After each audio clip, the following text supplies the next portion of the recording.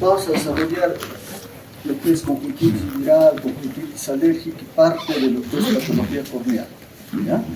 Entonces, comencemos con lo que es conjuntivitis viral.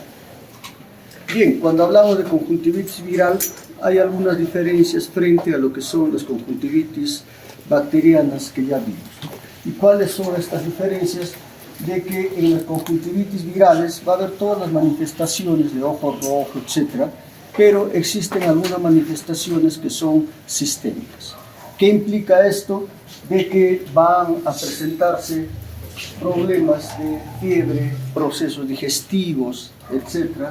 Va a haber una linfadenopatía, sobre todo preauricular, puede haber manifestaciones de resfriado, manifestaciones del tracto urinario, dolor de garganta, etc.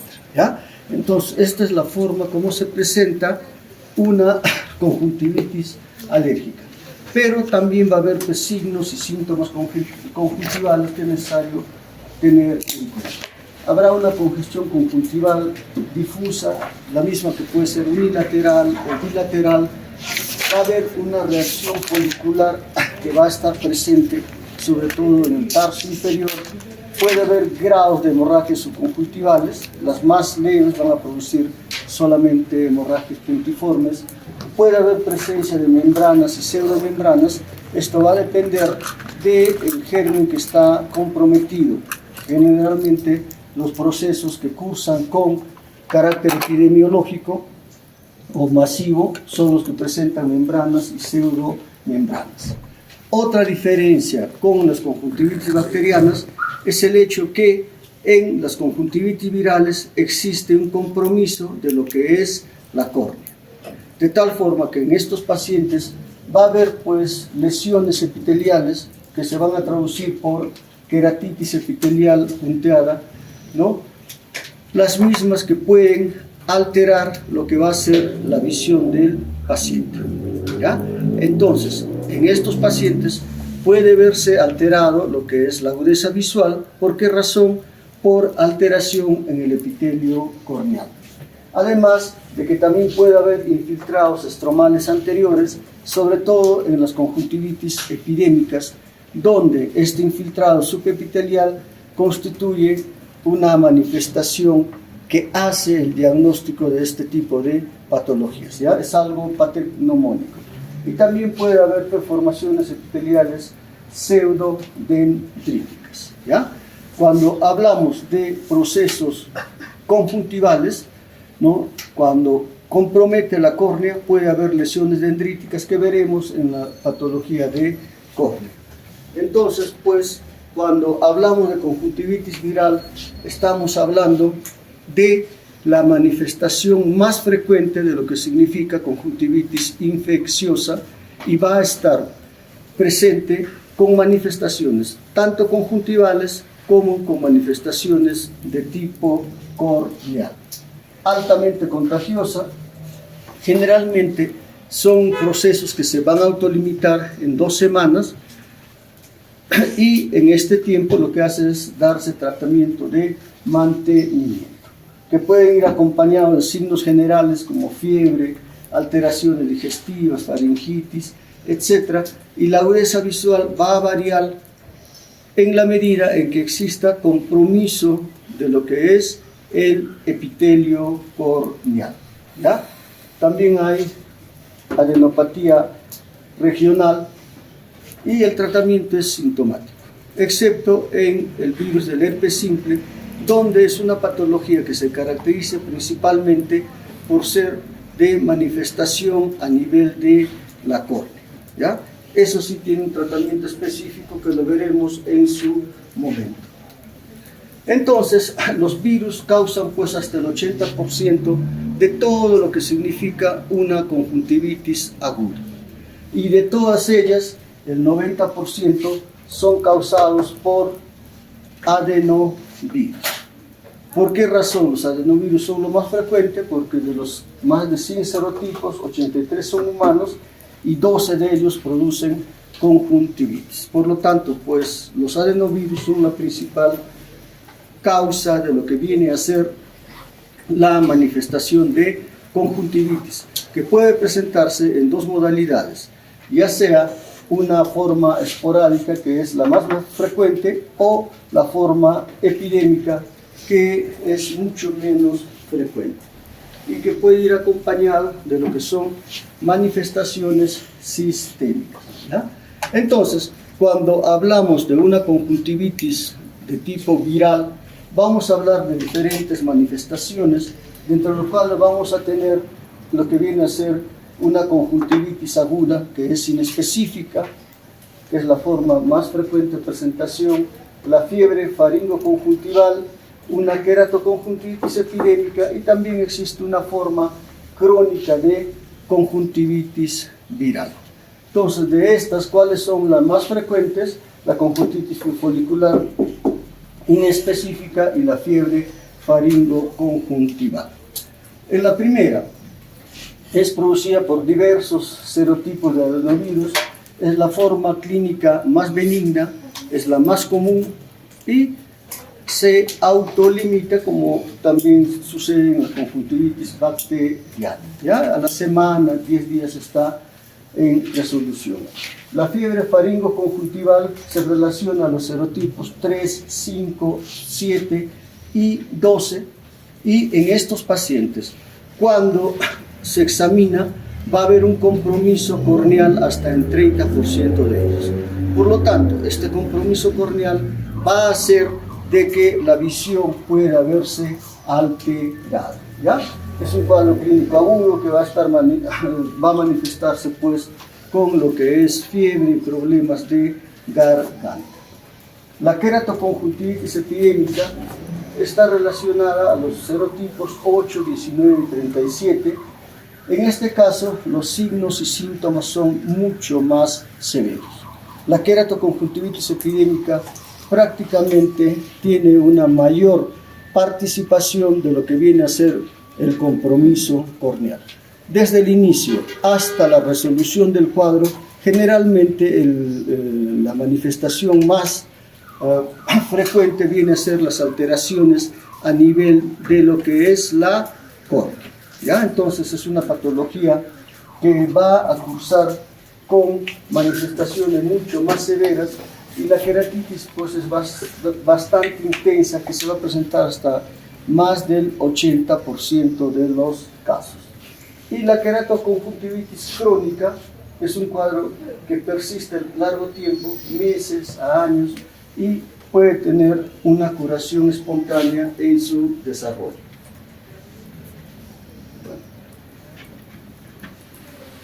Entonces, las conjuntivitis virales, la forma de transmisión va a ser pues a través de lo que son contaminación de las vías respiratorias o de las secreciones oculares.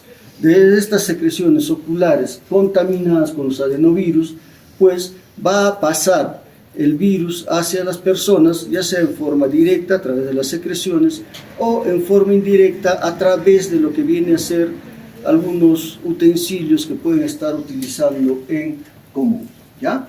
Entonces, puede ser causada por qué, principalmente por los adenovirus. También los enterovirus 70, los Coxsackie A26, son productores de conjuntivitis viral, ¿ya? En todas ellas, ¿qué es lo que va a haber? Congestión ocular marcada, va a haber una conjuntivitis folicular, que es la manifestación de una conjuntivitis viral. Había también lo que es una conjuntivitis folicular, ¿en qué patología recuerdan? En clamidios, en donde había adenopatía preauricular, gonococo y también en clamidias, ¿ya? Tengan en cuenta.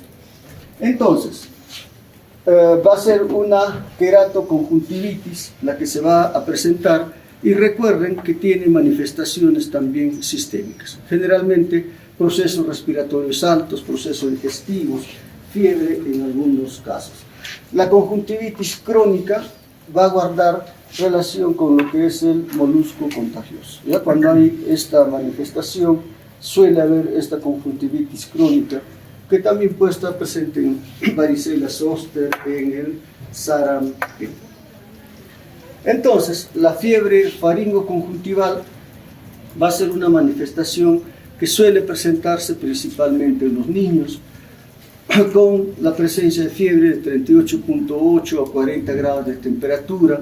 Va a haber un cuadro de faringitis, ¿no?, con dolor de garganta, una conjuntivitis folicular uni o bilateral, ¿ya?, congestión epífora, linfadenopatía preauricular y queratitis epitelial hasta en 30% de los casos, ¿no?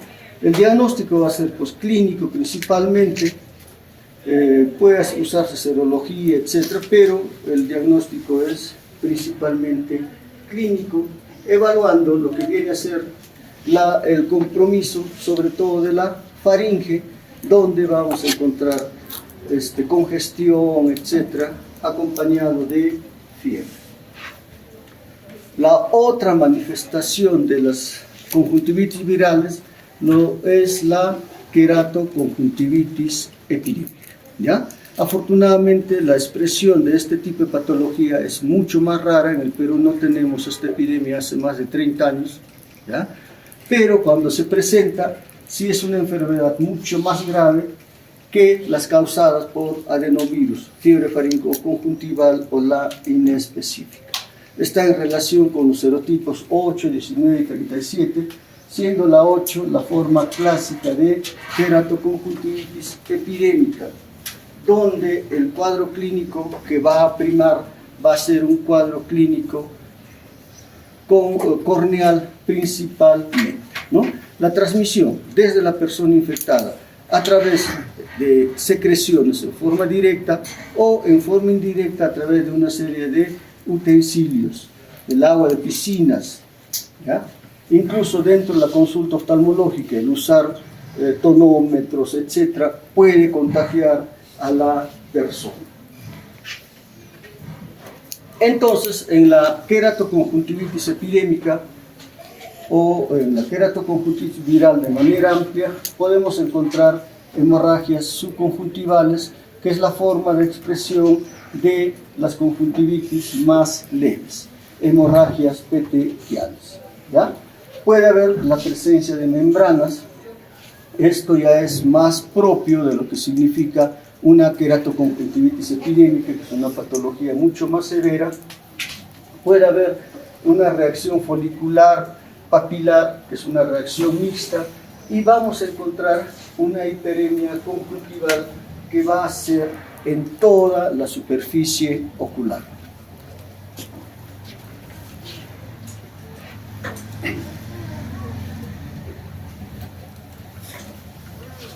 Entonces, cuando existe compromiso corneal, siempre las manifestaciones de los pacientes van a ser la de expresión de fotofobia, de temor a la luz, la presencia de blefaroespasmo y la presencia de lagrimeo, ¿ya? Esto se va a presentar en toda patología que exista compromiso corneal. Ahí en la imagen que estamos viendo, una persona que se está protegiendo de la luz del sol, donde está presentando un ojo congestivo, que está presentando secreción y probablemente compromiso corneal.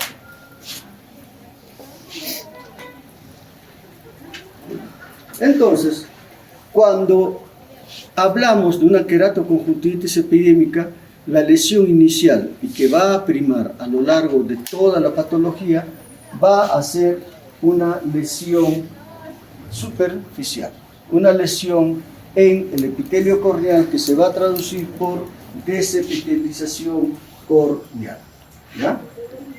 Con el paso del tiempo, más o menos a la segunda semana, a la tercera semana, van a aparecer los infiltrados subepiteliales que van a estar debajo del epitelio, van a ser manchas de color blanco grisácea y son las que van a dar la característica de una conjuntivitis epidémica.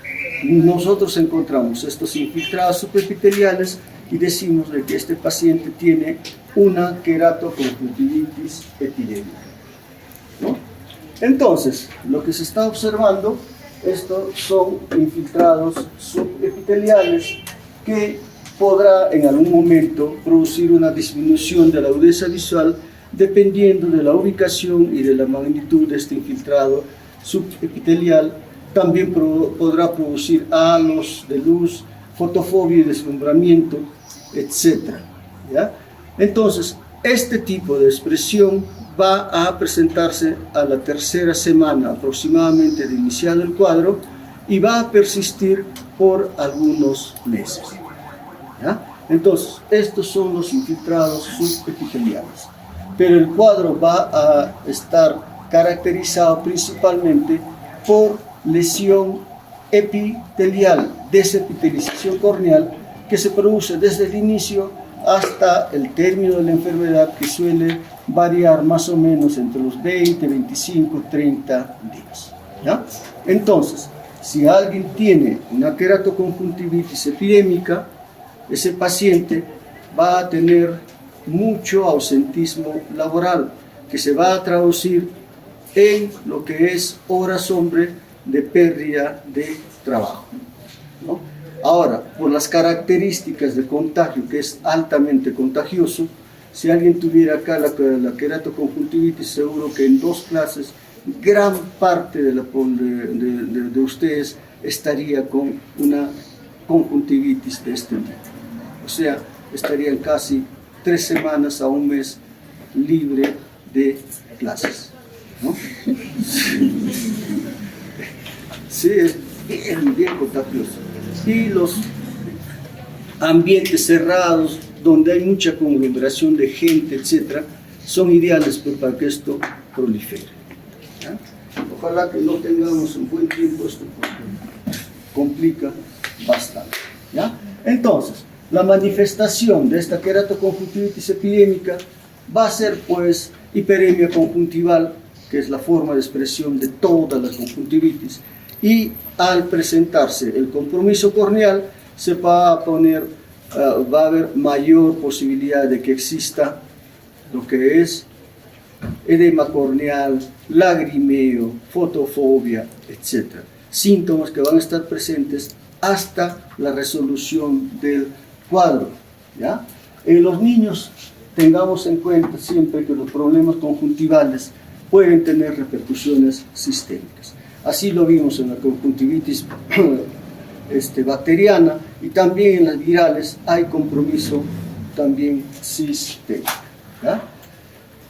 Entonces, los folículos y hemorragias conjuntivales aparecen dentro de las primeras 48 horas, donde puede haber pseudomembranas o membranas verdaderas que, al estar 2 estructuras inflamatorias en contacto, en estas circunstancias que se producen, estas estructuras tienden a pegarse. Si tenemos la conjuntiva vulvar que está inflamada y la conjuntiva tarsal que está inflamada, esto tiende a pegarse. Y este hecho de pegarse va a producir un síndrome, que es no es otra cosa que una membrana que va a estar adosando la conjuntiva vulvar con la conjuntiva tarsal. Y esto que podrá producir en el paciente más adelante, cuando pase todo el cuadro,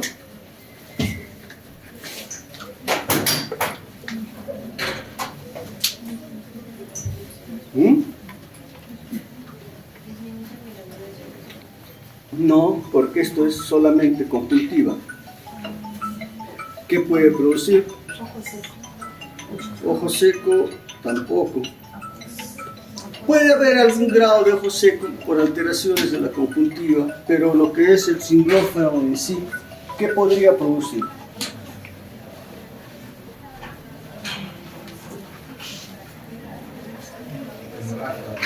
¿Cuál? Otra.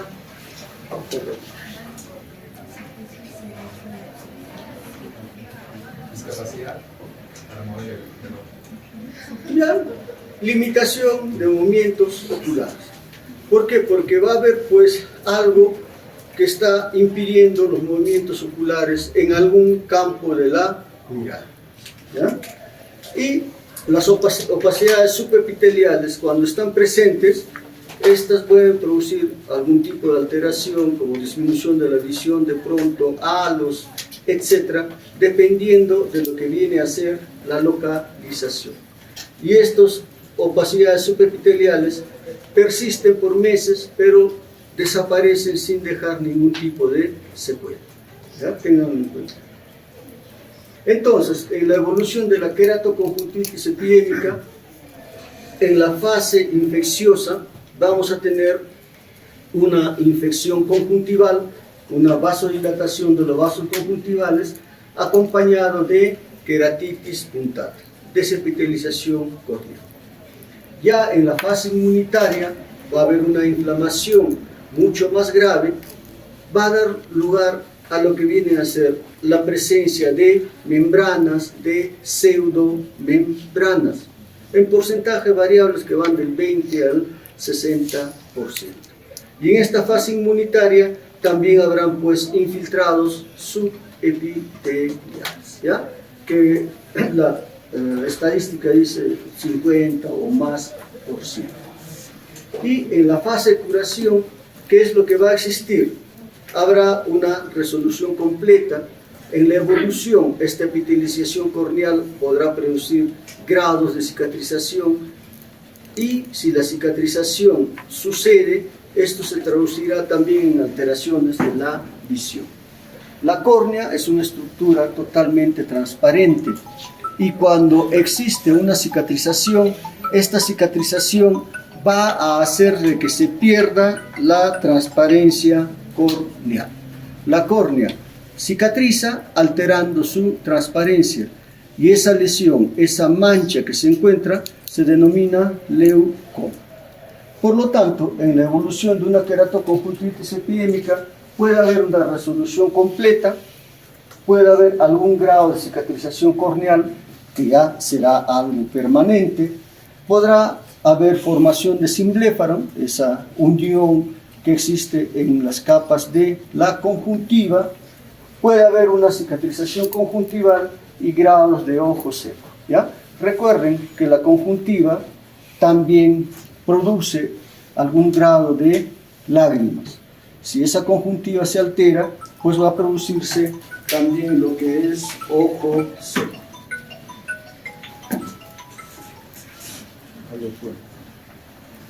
Muy bien.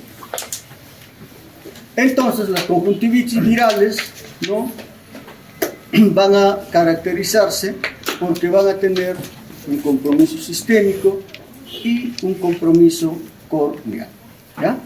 Dentro de ellas, el virus de lo que es el SARS-CoV-2, ¿no?, también pues produce conjuntivitis, ¿ya? Entonces, en su momento se determinó de que esta conjuntivitis guardaba correlación más o menos con el grado de del problema pulmonar que tenían los pacientes con esta enfermedad, ¿no?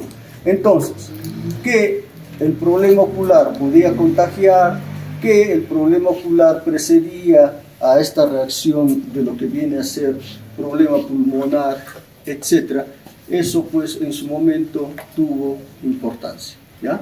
Ahora el SARS-CoV-2 es una gripe más, ¿ya?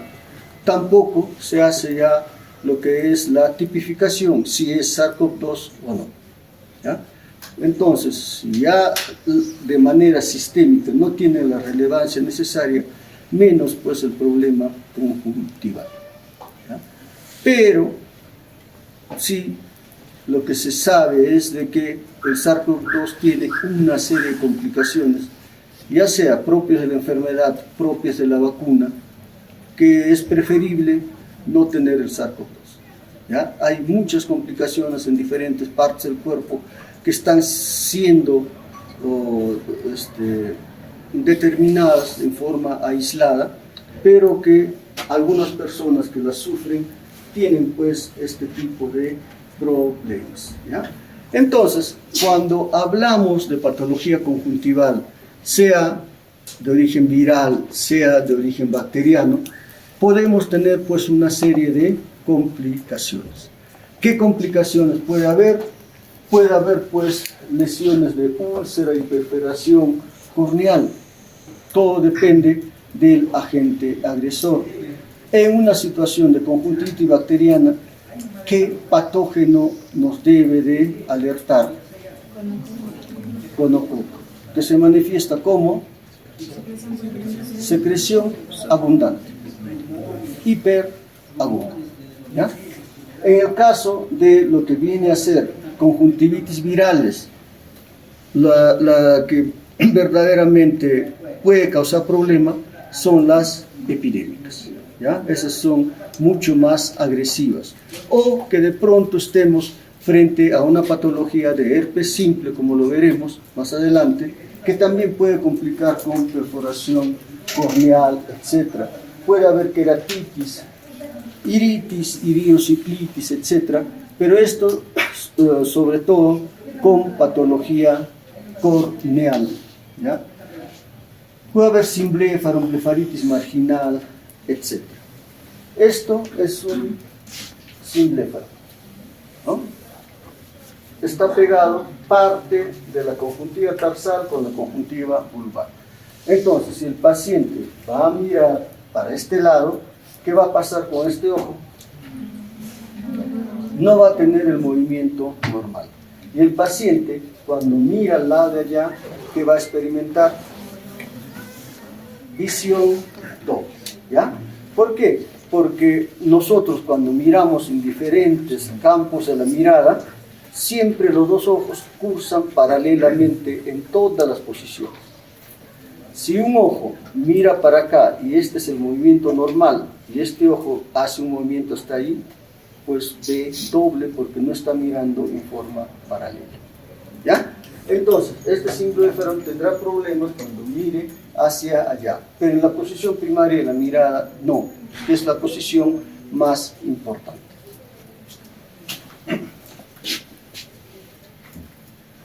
Entonces, para el tratamiento de conjuntivitis virales, de conjuntivitis bacteriana, etc., se tiene que romper esa cadena epidemiológica donde la higiene ocular va a ser el factor más importante para evitar que siga la propagación del virus. Entonces, se debe haber o debe hacerse un lavado de manos antes de aplicar el tratamiento, no compartir toallas. Si uno está con la mano que ha estado limpiándose la secreción, el lagrimeo, etc., pues debe haber una forma de higiene de esa mano para evitar transmisión. ¿Ya? No se debe ocluir el ojo en casos de infección, no automedicarse, evitar acudir a lugares públicos, no usar piscinas no cloradas, etc. Todo ello va dirigido ¿a qué? A romper la cadena epidemiológica, a dar un sistema de soporte de alivio de síntomas. ¿Ya? Es lo único que se puede hacer. Y tratar de evitar, pues, complicaciones de ser posibles. ¿Ya? ¿Alguna inquietud? ¿Está todo claro?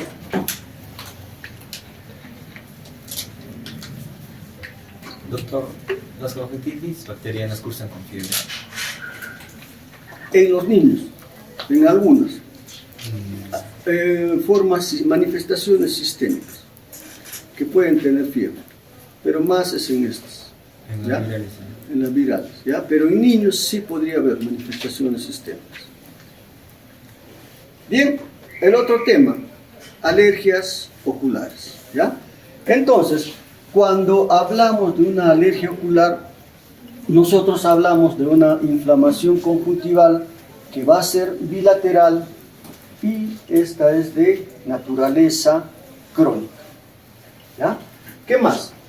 Que es recurrente, ¿sí? Aparece, desaparece y que se caracteriza por un marcado prurito. Cuando hay estas características, nosotros decimos, este paciente tiene una conjuntivitis alérgica. ¿Ya? Entonces, las conjuntivitis alérgicas se van a manifestar o van a ser de diferentes tipos. Tenemos una conjuntivitis alérgica simple, dentro de los cuales la forma de expresión más frecuente viene a ser la conjuntivitis alérgica estacional y la conjuntivitis alérgica perenne. Tenemos la conjuntivitis por fiebre del heno, porque así apareció con ese nombre hace mucho tiempo. Tenemos la queratoconjuntivitis vernal, la queratoconjuntivitis atópica y la conjuntivitis papilar gigante. Estas son las formas de expresión de las conjuntivitis alérgicas. Todas ellas, la gran mayoría, tienen pues un tipo de hipersensibilidad que guarda relación con el tipo 1 y con el tipo 4. ¿Ya? Todas ellas pues van a tener esta forma de reacción. A nivel mundial, la prevalencia de alergia ocular está entre el 6 y 7%.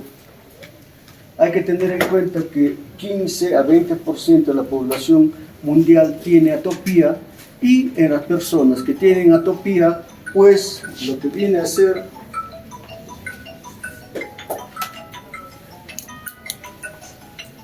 bueno, decíamos entonces que las personas que tienen atopía tienen más posibilidades de desarrollar conjuntivitis alérgica, ¿no? De las personas con atopía, 40-60% tiene pues sintomatología ocular. En el Perú, más o menos la prevalencia es del 16% en los pacientes que están en edad escolar. Entonces es un porcentaje considerable para lo que viene a ser las conjuntivitis. En el caso de las conjuntivitis alérgicas, es más frecuente en los climas cálidos. En los pacientes mayores de 50 años presentan mayor frecuencia de síntomas oculares aislados. ¿Qué quiere decir? De que los pacientes no tienen una atopía de fondo, pero los pacientes más jóvenes sí suelen tener manifestaciones sistémicas, como son los problemas nasooculares, que es una forma frecuente de expresión de la conjuntivitis alérgica. Entonces, las conjuntivitis alérgicas va a ser pues una respuesta a algo que está en el ambiente. ¿Cuáles son los principales alergenos? Pueden ser los diferentes tipos de ácaros, diferente tipo de polen o el polvo, ¿no? Cuando la persona que tiene la predisposición a desarrollar este tipo de patologías está expuesto con alguno de ellos, pues se va a manifestar la enfermedad. Después de una primo-infección o un contacto inicial, cuando está expuesto a cualquiera de estos alergenos, a las horas va a haber pues prurito, eritema, quemosis, que es la forma de presentación, siendo más relevante que el cuadro de prurito, de picazón, ¿no? Entonces, en los días y meses va a haber una reaparición de los síntomas iniciales. ¿Por qué? Porque va a haber una disrupción de lo que se llama la superficie ocular. Y esta disrupción de la superficie ocular, ¿qué es lo que va a traer? Una inflamación crónica, un daño ocular de la superficie ocular que va a predisponer la aparición y perpetuación de estos síntomas.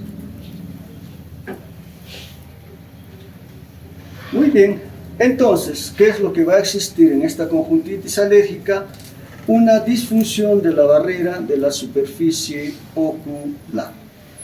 Una disfunción de esta barrera de la superficie ocular por alteraciones en las adherencias celulares va a hacer pues que este tejido epitelial dañado facilite la penetración de alergenos y sensibilización, incremente la susceptibilidad a los patógenos, remodelación de los tejidos y cronicidad de la enfermedad, ¿ya? Y esto es lo que va a hacer pues de que el paciente tenga la expresión de la conjuntivitis alérgica por disfunción de esta barrera, que va a dar lugar a procesos de inflamación, remodelación de tejido, disrupción de membrana, entrando en un círculo vicioso. Entonces, cuando el paciente tiene esta situación de conjuntivitis alérgica, la forma de presentación va a ser pues el ojo rojo, ¿ya?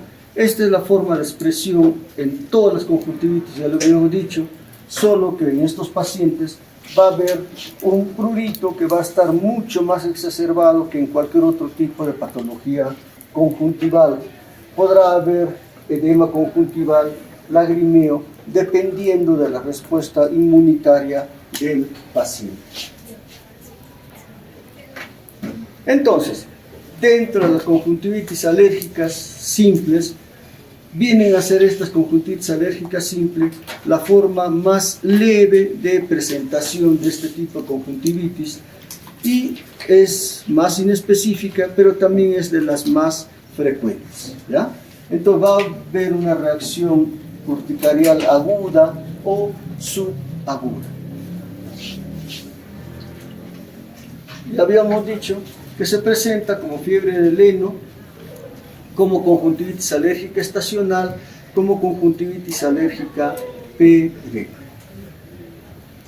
En el caso de la fiebre del heno o conjuntivitis por fiebre del heno, va a cursar con un cuadro de rinitis alérgica, ¿ya? Y los alergenos son el polen, la hierba, la caspa animal, etc. Las otras dos formas, la conjuntivitis alérgica estacional y la conjuntivitis perenne, en la primera, en la alérgica estacional, va a haber una respuesta a alergenos estacionales, principalmente todo lo que significa el polen del medio ambiente, donde la recurrencia va a ser bastante frecuente, pero se da por estaciones, ¿ya? Y en la conjuntivitis alérgica perenne, la respuesta es a alergenos perennes, como el polvo doméstico y los ácaros, ¿ya? Este tipo no es tan común como la forma estacional, es menos leve o es más leve que la forma estacional, pero esta es una forma de expresión que también pues probablemente en los próximos años va a ir aumentando, ¿ya? La conjuntivitis alérgica perenne guarda relación sobre todo con alergenos que encontramos en casa. ¿Cuántos de ustedes tienen mascota? ¿No? Buen grupo. Entonces son más susceptibles a que de pronto puedan tener problemas de conjuntivitis alérgica. Y la tendencia actual, ¿cuál es? A tener más mascotas que están sustituyendo muchas veces. ¿A quién están sustituyendo? A los hijos, a la pareja y todas esas cosas, ¿no? Esa es la tendencia. Entonces necesariamente va a tener que incrementarse esta situación de alergia, porque las mascotas ni siquiera están en un sitio aparte, etcétera, sino conviven con ustedes, ¿no? Entonces, pues, hay que cambiar esos hábitos. Bueno, sobre todo cuando hay manifestación ocular o cuando hay manifestación de reacción de contacto de cualquier parte del cuerpo, ¿ya? Pero, bueno, ahora están las mascotas, más adelante ya nos reemplazarán, ¿por qué? Por muñecos inteligentes. A eso vamos a llegar.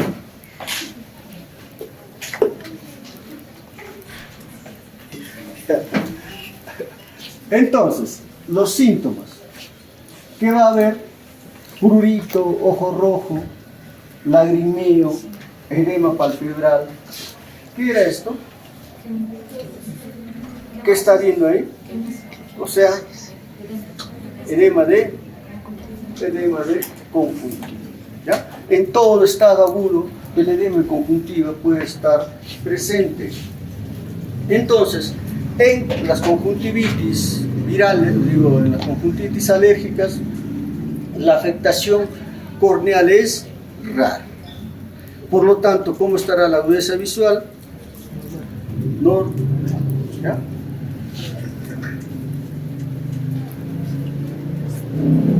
Entonces, los alergenos más frecuentes en la conjuntivitis alérgica estacional va a estar relacionado con todo lo que son polen de diferente etiología. Es algo que va a estar reaccionando en la parte externa, en el campo, cuando están fuera de casa, y empeora durante la primavera al otoño.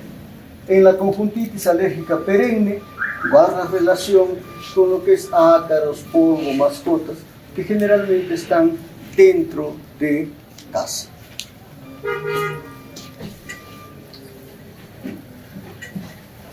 Bien, otra forma de expresión de las conjuntivitis alérgicas es la conjuntivitis vernal, que es una forma de expresión mucho más severa de la que acabamos de observar. También guarda relación con una reacción de hipersensibilidad tipo 1 y 4, más frecuente en climas cálidos, y se presenta generalmente en personas jóvenes, en niños adolescentes, de 4 a 12, 14 años. Y esto tiende a ir disminuyendo la forma de expresión conforme pasa el tiempo. Para los 20, 20 y tantos años desaparece esta forma de expresión de conjuntivitis. La conjuntivitis vernal siempre es más frecuente en los varones, 3 a 1, con brotes en primavera y otoño. Entonces, en la conjuntivitis vernal, la forma de expresión de la enfermedad va a ser una expresión en lo que es el tarso superior principalmente, y otra también en el limbo corneal. ¿Ya? Entonces, estas son dos formas distintas de expresión, y una tercera es cuando existe compromiso de la córnea. En una conjuntivitis vernal, la forma tarsal, vamos a tener ¿qué cosa? Formación de papilas, las mismas que son hipertróficas y dan una apariencia de empedrado. Y en la forma limbar va a haber unos puntos, ¿no?, que se llaman los puntos de Horner-Trantas.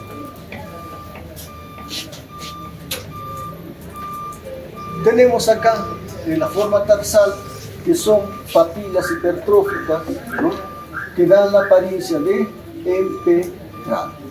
Y esta apariencia de empedrado también pues dará una sensación de pesadez de los párpados, algún grado de ptosis palpebral. Por otro lado, en la forma limbar, los puntos de Horner-Trantas, ¿no?, que se ven en lo que es el limbo corneal. ¿Ya? Es reacción inflamatoria que tiene esa localización. ¿Qué estamos viendo?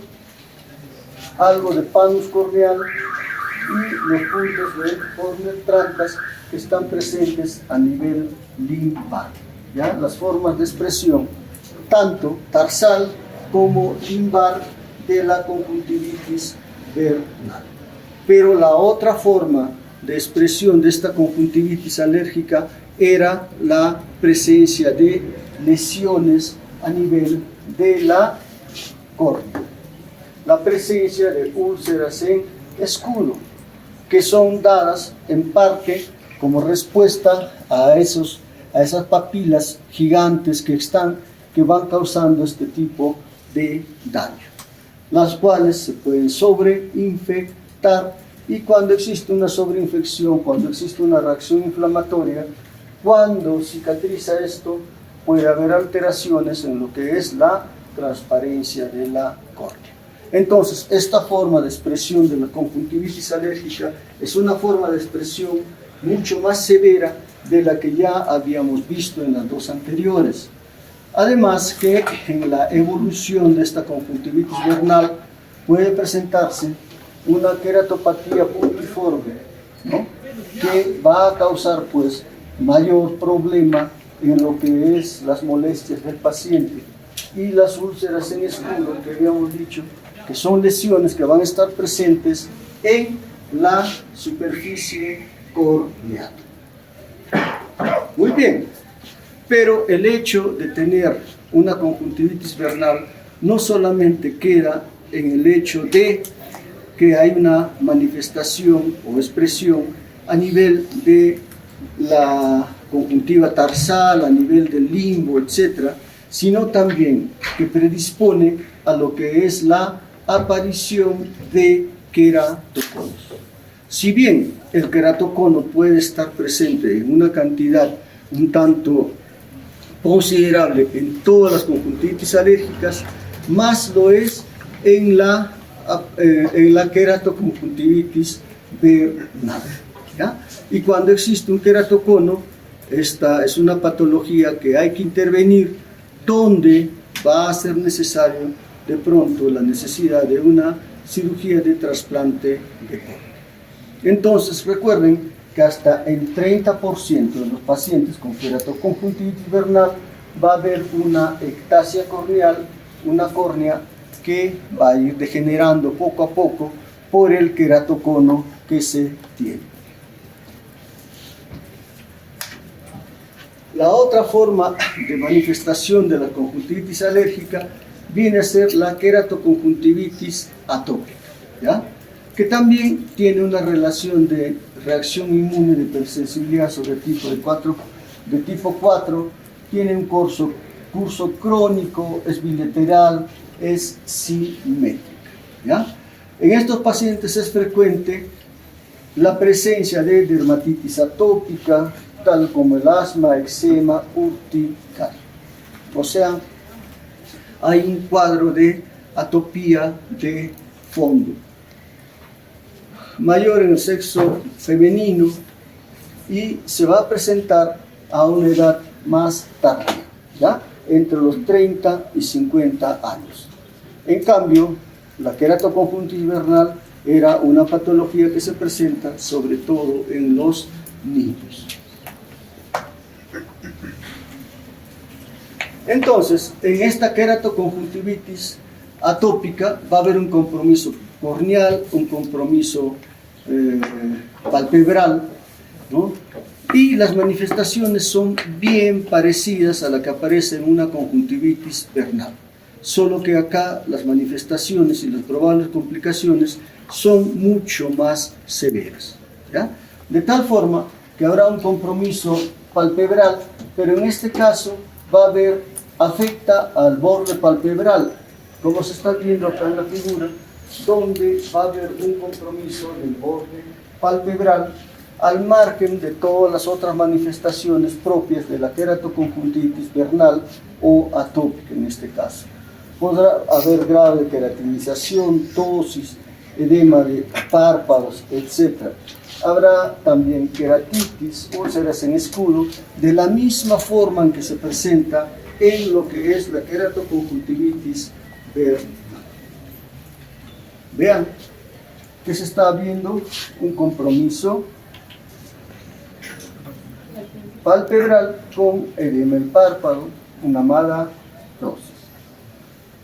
Problemas en el tarso, procesos de congestión conjuntival, compromiso en lo que es el ángulo palpebral, presencia de panus, presencia de úlceras en escudo, ¿ya? Manifestaciones muy semejantes a la de queratoconjuntivitis vernal, pero mucho más severas, y acá el cuadro conjuntival, el cuadro palpebral es mucho más intenso, ¿ya? Y se presenta sobre todo en personas mayores. Y la otra forma de conjuntivitis viene a ser la conjuntivitis papilar gigante, ¿ya? Son papilas que van a surgir, pero en respuesta a estímulos de tipo irritativo. De tal forma que esta forma de expresión va a estar sobre todo en pacientes usuarios de lentes de contacto, en aquellos que tengan prótesis ocular, suturas quirúrgicas, etc., que van a producir esta presencia de conjuntivitis folicular gigante, donde en lo que es el tarso superior principalmente. Entonces, cuando estamos frente a un paciente portador de lo que es conjuntivitis alérgica, ¿qué es lo primero que tenemos que hacer? Si se identifica que la persona tiene alergia cuando está en el campo, cuando está en zonas externas, pues tiene que evitar eso, ¿no?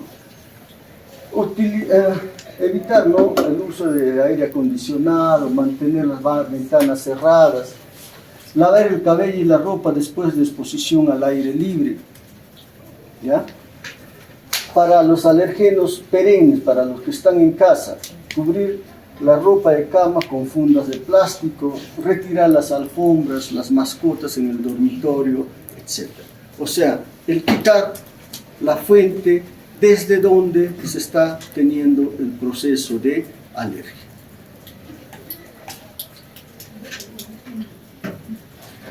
Modificación del comportamiento. Evitar el frotamiento ocular, ¿no? Si hay escozor, ¿qué es lo que hacemos? Rascamos. ¿Hay alivio? Sí, pero esto hace que el círculo vicioso se siga prolongando, porque en cada rascada lo único que hacemos es exacerbar el cuadro inflamatorio, ¿ya? Utilizar lágrimas artificiales frías para tratar de diluir los alergenos, aplicar compresas frías para reducir la hinchazón, etc., ¿no? Entonces, todas ellas orientadas hacia lo que viene a ser disminuir la carga de alergenos, el que estos alergenos no interactúen con la superficie ocular, etc. Ya en lo que es el tratamiento médico, eso ya hay que hacerlo en forma orientada de acuerdo a los hallazgos que vamos teniendo. En un proceso alérgico, la primera respuesta, ¿cuál va a ser? Pues la liberación de agentes histamínicos. Entonces hay que dar un agente histamínico. Hay que estabilizar los mastocitos.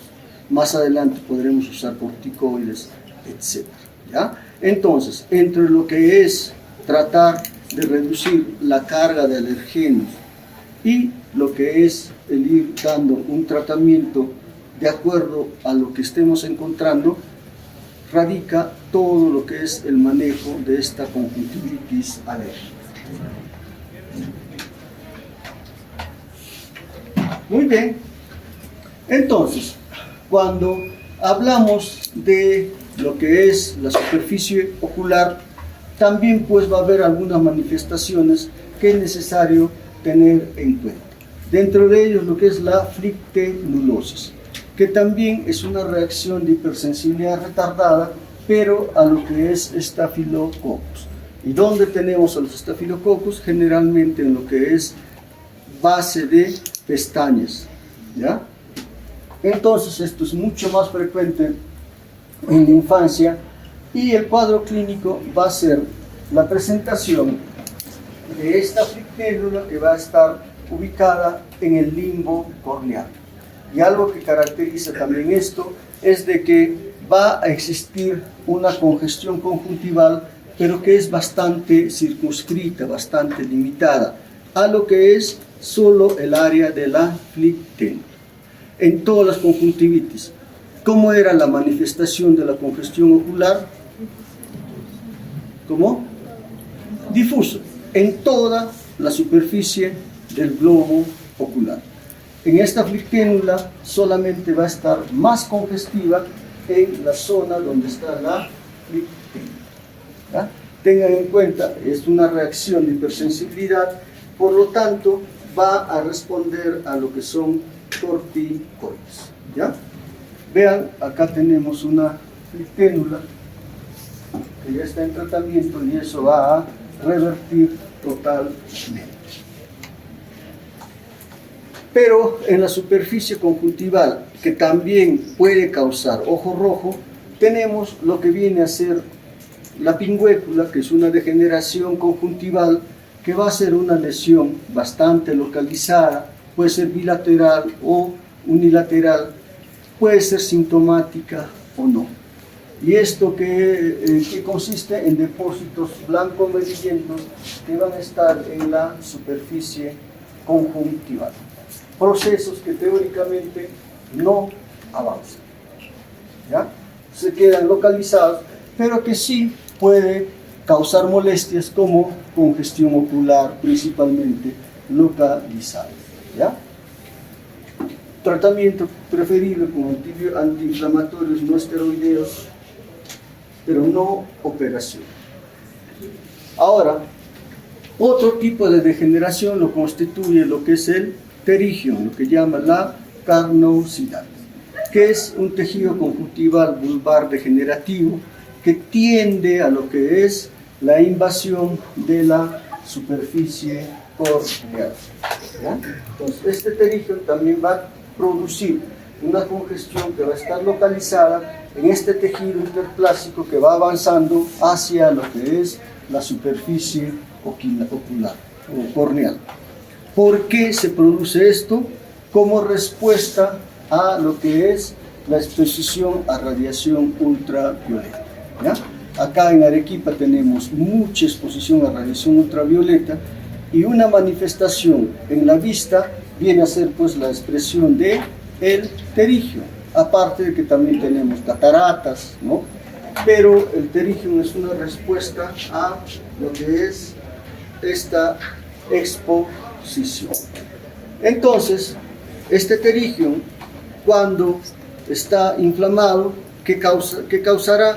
Pues congestión ocular localizada, sensación de cuerpo extraño, y es un tejido que se inflama muy fácilmente con cualquier noxa, ¿ya? Entonces, el tratamiento, en tanto no esté muy grande, es pues de repente lágrimas artificiales, vasoconstrictores, antiinflamatorios no esteroideos o la operación. Pero una operación cuando esté por lo menos 2-3 milímetros ya en lo que es la córnea. No esperar llegar hasta acá donde ya está produciendo una obstrucción mecánica en el ojo. El tratamiento, ¿cuál es en la operación? El autoinjerto, ¿ya? Se saca conjuntiva de la parte superior, se saca el pterigium y se pone en ese sitio la conjuntiva, se sutura y ahí queda, ¿ya? Va a causar, va a tener una buena respuesta, pero así como hay más posibilidades de encontrar pterigium en estas latitudes donde tenemos más radiación, cuando se operan también hay más posibilidades de que exista recidiva, ¿ya? Por eso hay que operar cuando sea estrictamente necesario, no los pequeños y no personas jóvenes, porque vuelve a aparecer, ¿ya? Y al final, ¿qué dicen? Que te operaron mal, ¿ya? Operar solamente aquello que esté indicado, ¿ya?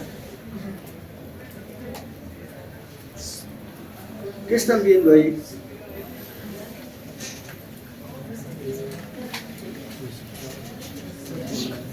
Ah.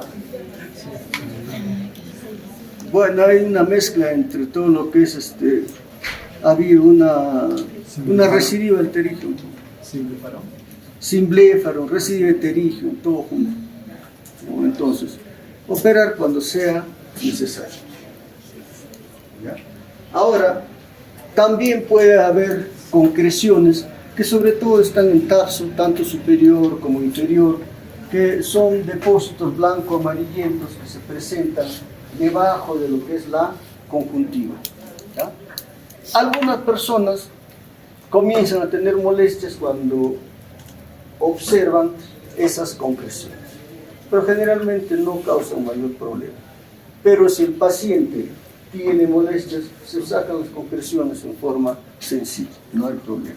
Pero son manifestaciones que pueden cursar con lo que es ojo rojo, o cuando tenemos quistes de retención, como está viéndose acá, ¿no? Probablemente si no se invierte el párpado no sea significativo eso, pero sí va a haber algún grado de molestias, de sensación de cuerpo extraño, etcétera, que si la refiere el paciente habría necesidad de sacar, ¿ya?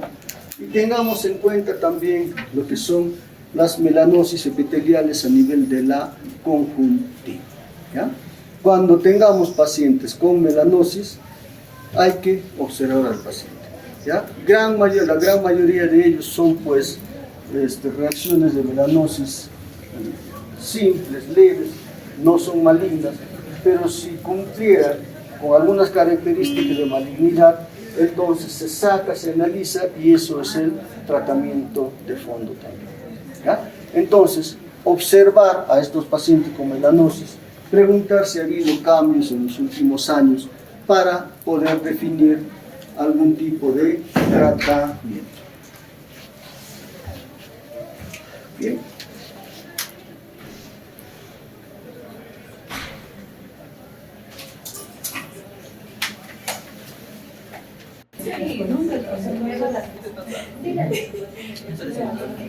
Chicas,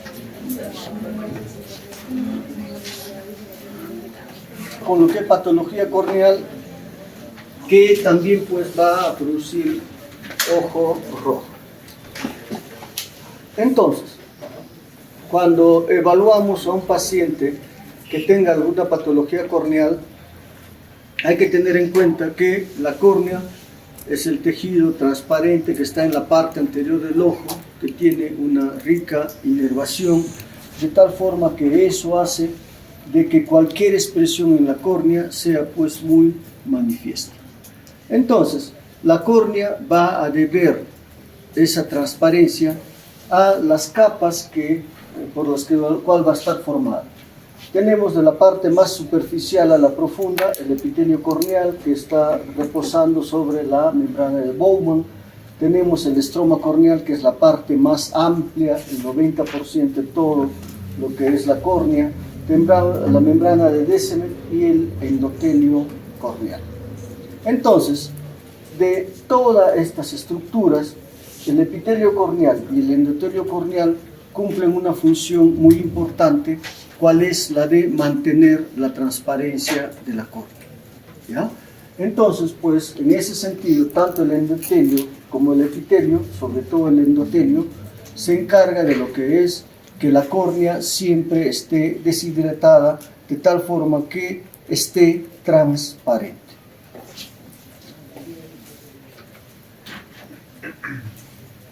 Entonces tenemos el epitelio corneal, la membrana de Bowman y todo lo que es el estroma. El epitelio corneal es un tejido que puede desepitelizarse y en la medida que se desepiteliza también puede epitelizarse. Que esta epitelización va a darse desde lo que es el limbo corneal, que habíamos dicho, donde existen células madres desde la cual va a epitelizar el epitelio. Tenemos una foto de lo que es el endotelio corneal, ¿no? Tomado de un niño, de una gente adulta y de un anciano. ¿Qué les llama la atención? ¿Quién es el delegado? La delegada. ¿Ah, no ha venido el delegado? ¿No ha venido con su lista? Bueno. ¿Qué les llama la atención ahí? De cantidad, de tamaño. ¿Es qué?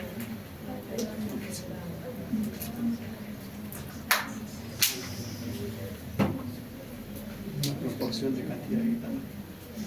Por eso. A ver, redondea la idea. ¿Qué pasa?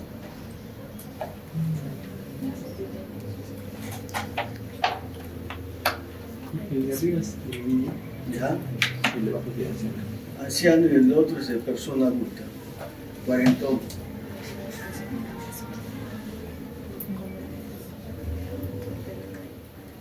Claro, las células están más hidratadas en la parte de abajo, por ende el polvo mayor en la arriba. ¿Ya? ¿Qué más? ¿Qué otra conclusión se saca?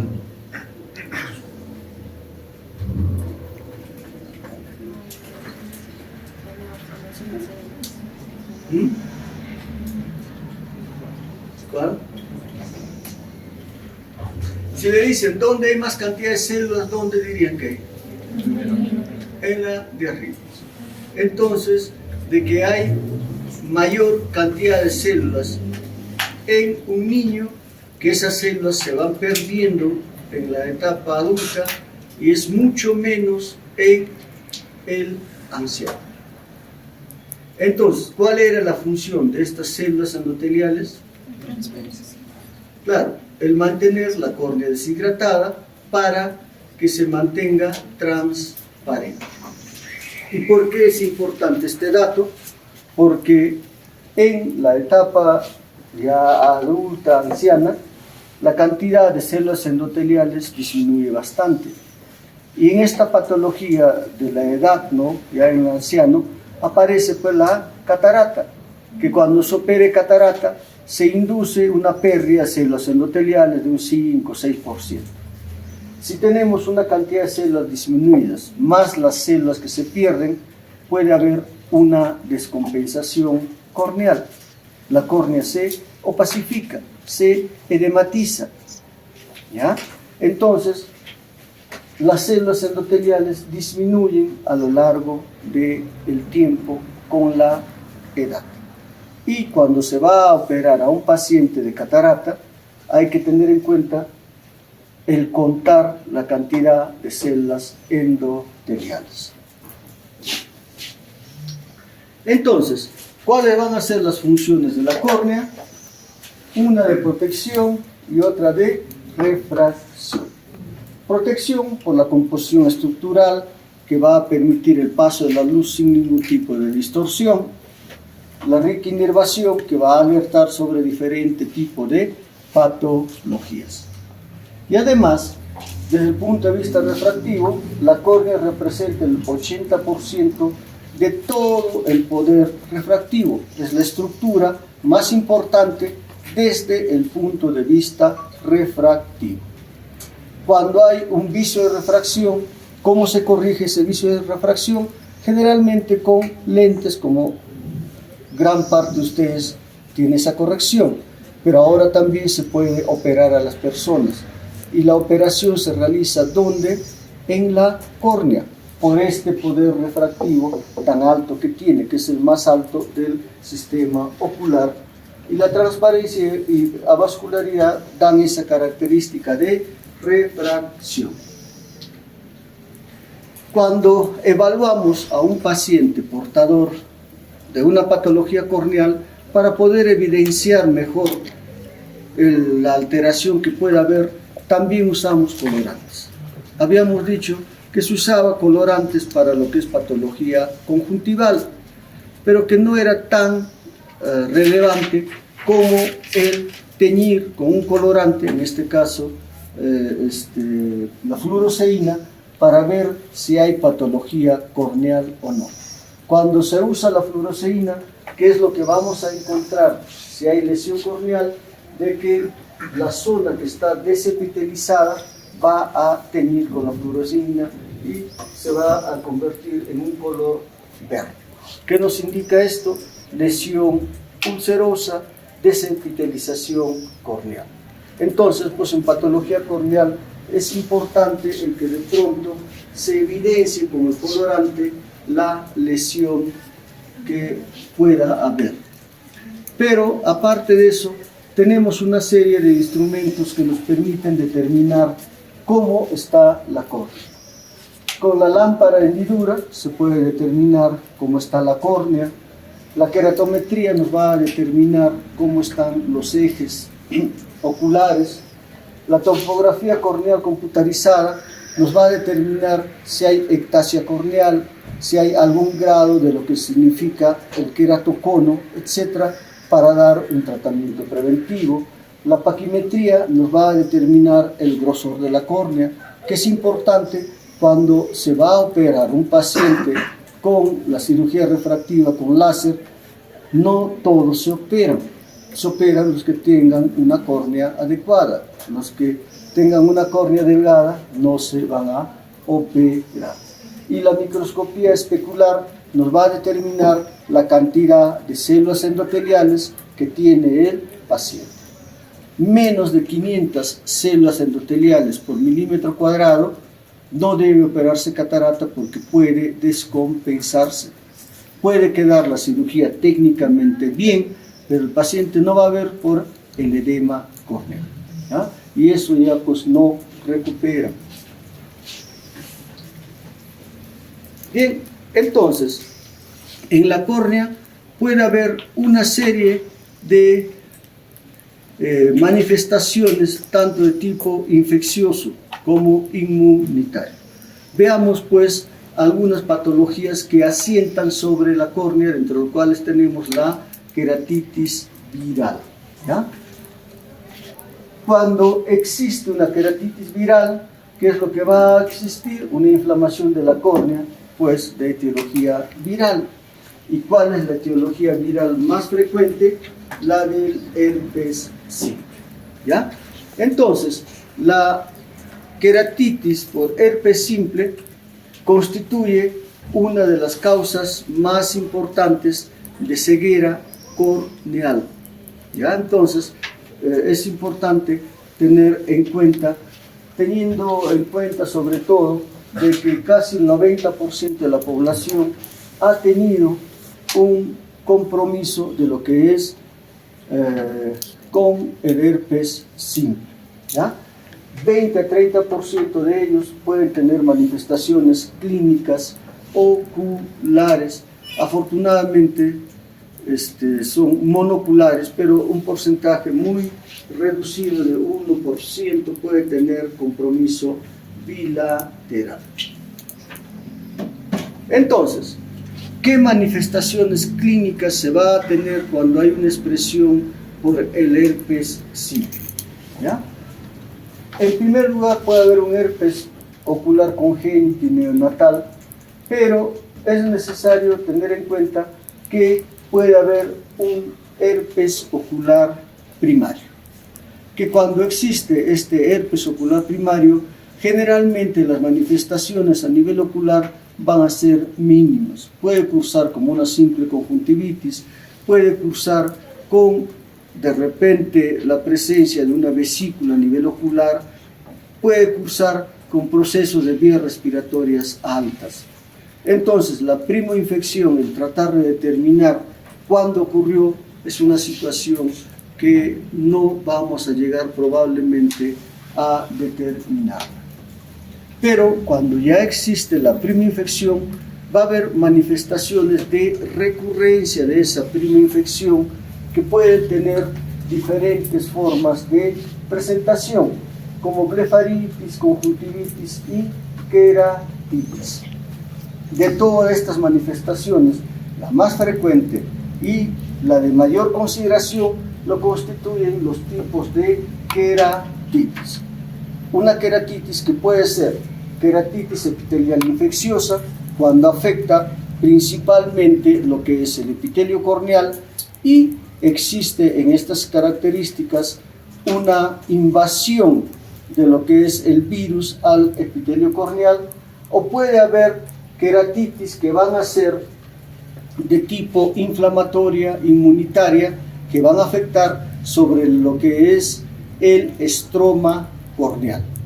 Y cuando se manifiesta, va a haber pues una manifestación de queratitis estromal, queratitis neurotrófica, puede haber endotelitis, etc.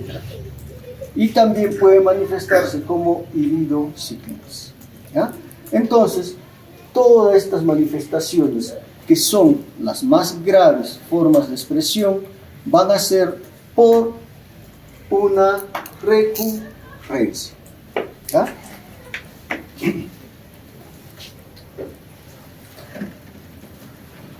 Entonces, la primoinfección, el herpes ocular primario, es pues común sobre todo en la etapa infante o en la adolescencia. Vean, solamente 6% son sintomáticos, o sea, la gran mayoría es totalmente asintomáticos. Y si se evaluara a estos pacientes, podríamos encontrar conjuntivitis folicular aguda, porque esta es la forma de expresión de todas las conjuntivitis virales.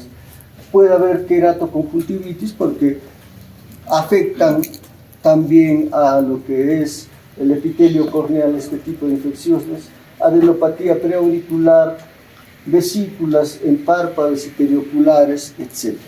pero la prima infección en el 94% de pacientes es bastante inespecífica y asintomática. No podemos determinar qué está pasando.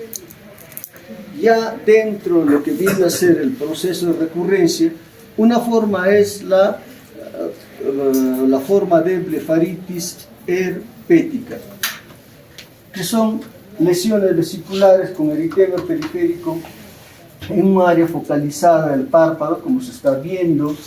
Progresa a ulceración y formación de costras sin dejar cicatriz. El diagnóstico es clínico, pues por lo que estamos viendo ahí, ¿no?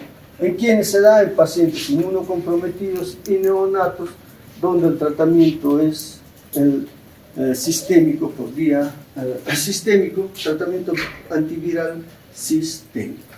Y entonces, esto ya es una manifestación recurrente, ¿ya?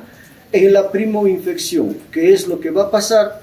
Que el virus, sea que tenga una expresión en superficie ocular o que no, estos van a ir y estar a nivel del ganglio, donde van a permanecer en una situación latente, que va en algunos estímulos que pueda haber, como la radiación ultravioleta, enfermedad, etc., va a haber una reactivación. El tiempo en que ocurre la reactivación es pues muy variable, ¿ya?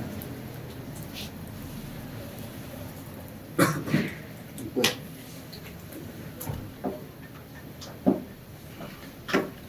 La queratitis herpética, esta es la forma de manifestación de la córnea más frecuente del virus del herpes simple, ¿ya? Tiene una amplia variedad de manifestaciones clínicas. La queratitis herpética recurrente es típicamente unilateral, puede estar en 3% en forma bilateral, y en ellos se presenta sobre todo en pacientes con atopía o personas más jóvenes.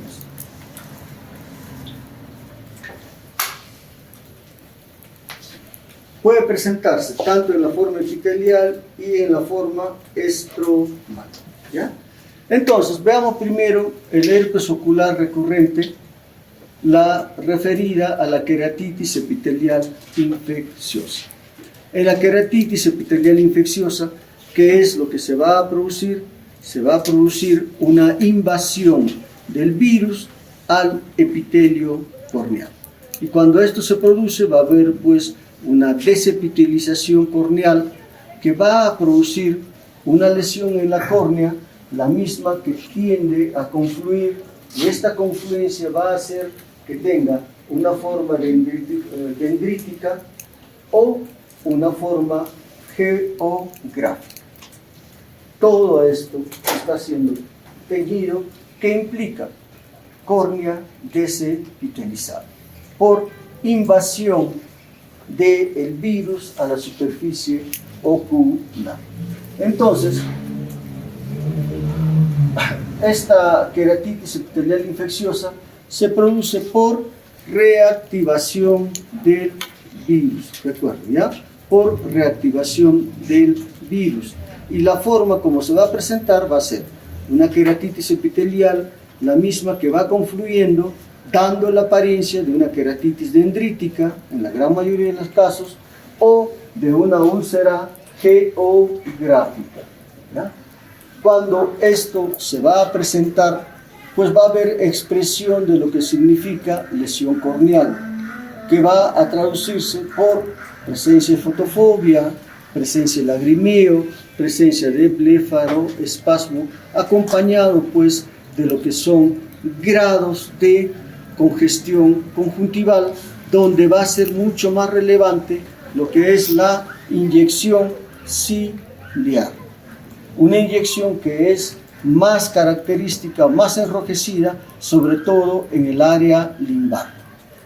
Y cuando había esta congestión ciliar que habíamos dicho, es la segunda, era el segundo signo de peligro que habíamos dicho, ¿qué nos indicaba esta inyección ciliar? Recuerden. ¿Cuál? Daño en la córnea, uno. Otra. Daño intraocular. Infeccioso, si es endoftalmitis. Inflamatorio, si es uveitis. ¿Ya?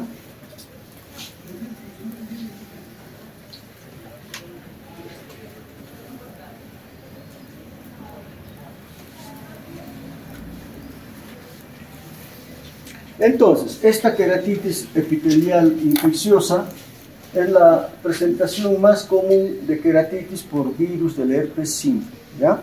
Esta forma de queratitis epitelial es la forma más común y se caracteriza ¿por qué?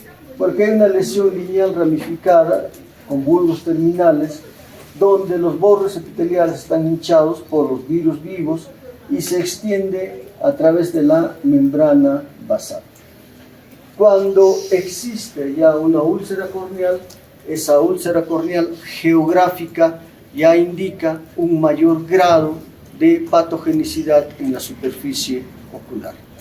Bien, de pronto, porque está recibiéndose tratamiento inmunosupresor local, como podría ser corticoides o antibióticos más corticoides, o por problemas de inmunosupresión en el paciente. De ahí la recomendación de que cuando estaban frente a un paciente con una conjuntivitis bacteriana, lo que debieran de hacer es antibióticos puros. Si hay que recetar medicamento, antibióticos puros. Porque de pronto podría estarse ante un cuadro de una queratitis herpética que podría el tratamiento con corticoides exacerbar este cuadro. ¿Ya?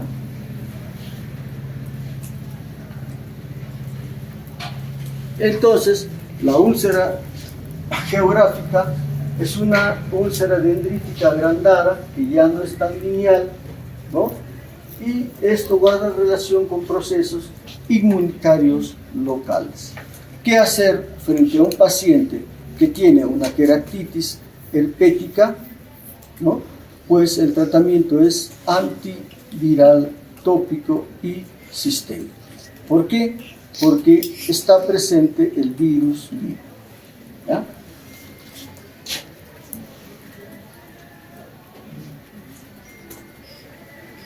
Vean, ¿qué están observando acá?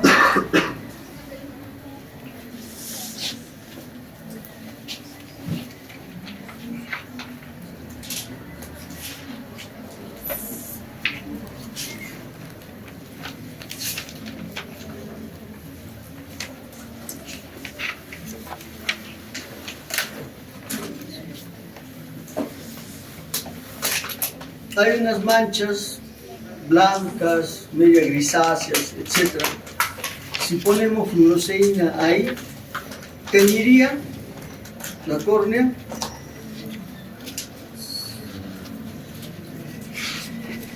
¿Sí o no?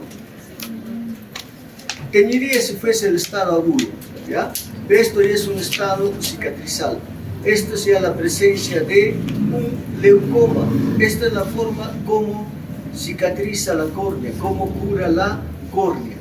Una lesión ulcerada que puede traducirse por una curación bajo la forma de leucoma corneal. Eso sería un leucoma corneal. Entonces, en estos pacientes, ¿qué puede presentarse como complicaciones?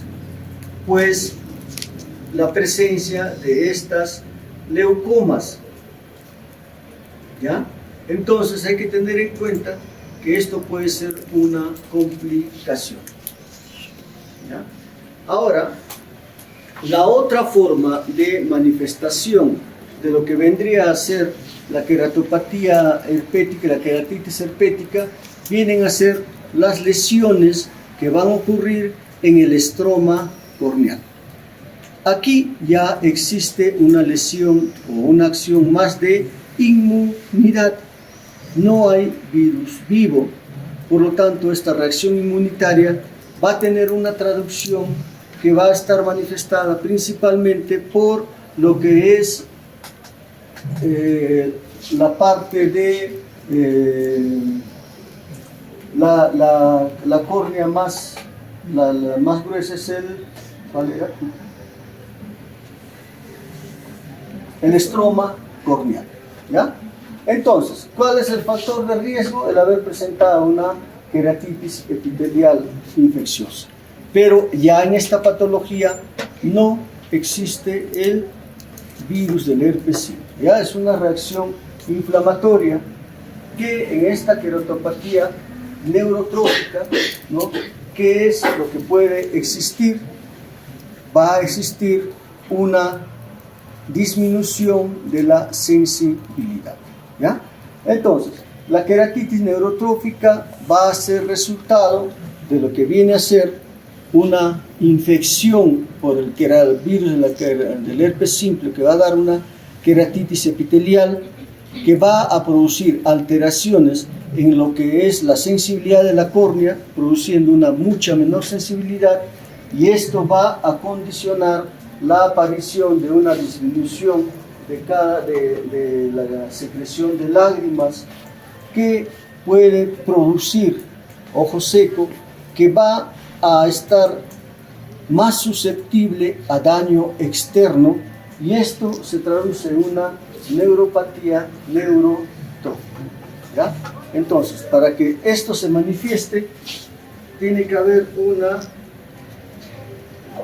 lesión de lo que es, pues, presencia de una queratitis epitelial.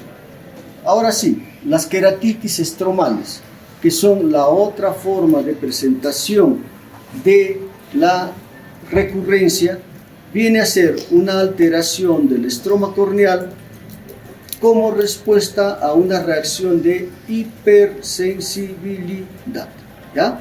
Acá no va a haber virus vivo, va a haber una reacción de hipersensibilidad, ¿ya? Entonces, en este tipo de queratitis estromal va a haber, pues, una manifestación de lo que viene a ser la reacción inmunitaria, que puede presentarse bajo la forma de queratitis estromal necrotizante, donde va a existir necrosis, ulceración, una infiltración densa del estroma, ¿no? Una inflamación bastante severa que puede llevar a adelgazamiento y perforación en corto tiempo. Entonces, en estos pacientes, ¿qué habrá? Una congestión ocular marcada, y va a haber alteraciones en la transparencia de la córnea. ¿Por qué? Porque la parte estromal, la parte que tiene mayor cantidad de estroma, la córnea, que es prácticamente estroma en un 90% de los casos, al haber una reacción inflamatoria, esa reacción inflamatoria va a hacer que la estructura del estroma pueda verse alterado en su transparencia, y vamos a tener, pues, una manifestación de un edema corneal bastante amplio, doloroso, ¿ya?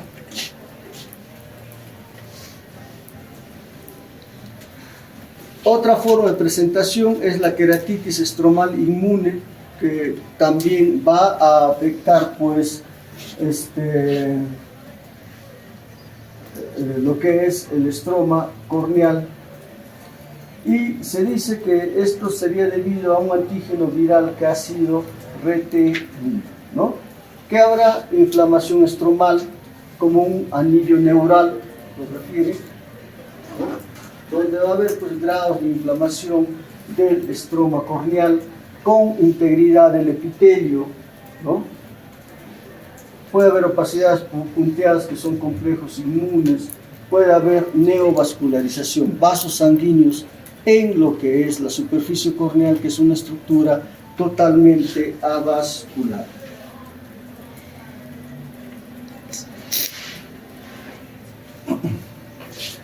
Ahora bien, en lo que es una lesión herpética puede haber compromiso del epitelio corneal, puede haber compromiso del estroma corneal que hemos visto, la necrotizante y la lesión circular, y puede haber también lo que es una endotelitis, que es la parte más posterior de la córnea, el endotelio corneal. También se da por una reacción autoinmunitaria, va a haber edema estromal, ¿no? Una reacción inflamatoria principalmente a nivel del endotelio. Y cuando hay este tipo de reacción, puede haber lo que se llama los precipitados queráticos, ¿no? El único hallazgo estromal es el edema y no evidencia de vascularización, ¿ya? Entonces, pues, el herpes ocular recurrente puede afectar prácticamente todas las capas de la córnea, ¿ya? Las más relevantes es el compromiso epitelial, que viene a ser la más frecuente, y también tenemos el compromiso de lo que es el estroma corneal, que también tiene características bastante agresivas en su presentación. Y la otra forma es la endotelitis, reacción del endotelio corneal, que puede ser de tipo lisiforme, ¿no? Donde va a haber una manifestación bien circunscrita, una forma difusa, una forma lineal.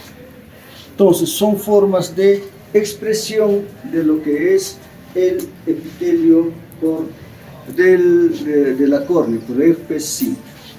Ahora, por vecindad, también puede haber una reacción inflamatoria en cámara anterior, lo que se llama una iridociclitis, que va a ser producto de una inflamación de lo que es el tejido uveal.